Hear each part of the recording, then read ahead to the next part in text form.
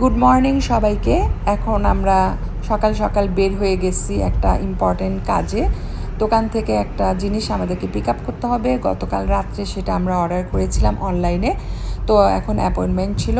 দোকানের সামনে এত বেশি ভিড় ছিল, 3টা লাইন ছিল। একটা পিক আপ লাইন, একটা হচ্ছে যারা কিনবে, আর একটা হচ্ছে যারা সেল করবে।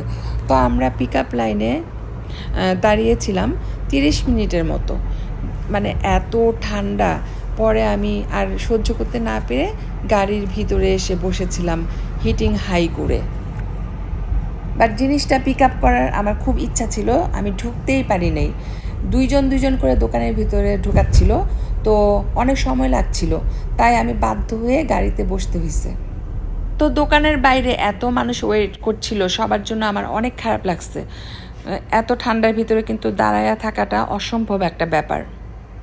তো দোকানের সামনে যারা দাঁড়ায় ছিল তাদের সবার জন্য আমার অনেক খারাপ লাগছে, কারণ সামারে দাঁড়ায় থাকলে কোনো সমস্যা নাই, 1 ঘন্টার বেশিও ওখানে দাঁড়ায় থাকা যেত, কিন্তু উইন্টারে এরকম -25 ডিগ্রিতে দাঁড়ায় থাকাটা কিন্তু খুবই কষ্টের একটা ব্যাপার ছিল।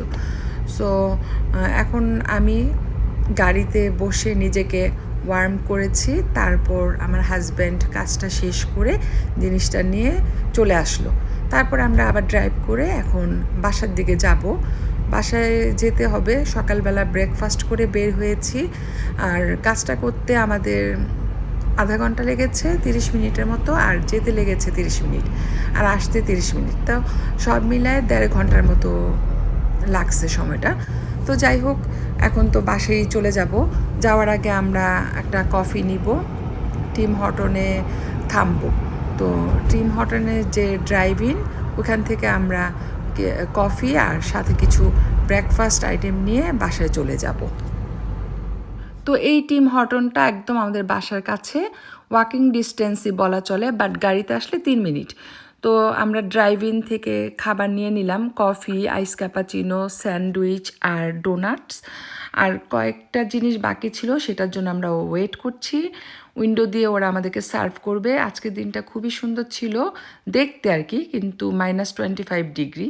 তো যাই হোক, সকাল থেকে এই পর্যন্ত বিজি ছিলাম। এখন বাসায় যে আবার ব্রেকফাস্ট করব, তারপরে তো আরও অনেক কাজ থাকবেই সারাদিন। তো আমার হাজব্যান্ড টিম হর্টনের কফি খুব পছন্দ করে, ও সবসময় বিগ সাইজেরটা নেয়, আর আমি নিলে স্মল সাইজেরটা নেই, কারণ আমি বেশি খেতে পারি না। আমি তো ভাই পায়ের উপরে পা তুলে আরাম করে বসে আছি, কি আর বলবো, দিস ইজ মাই লাইফ।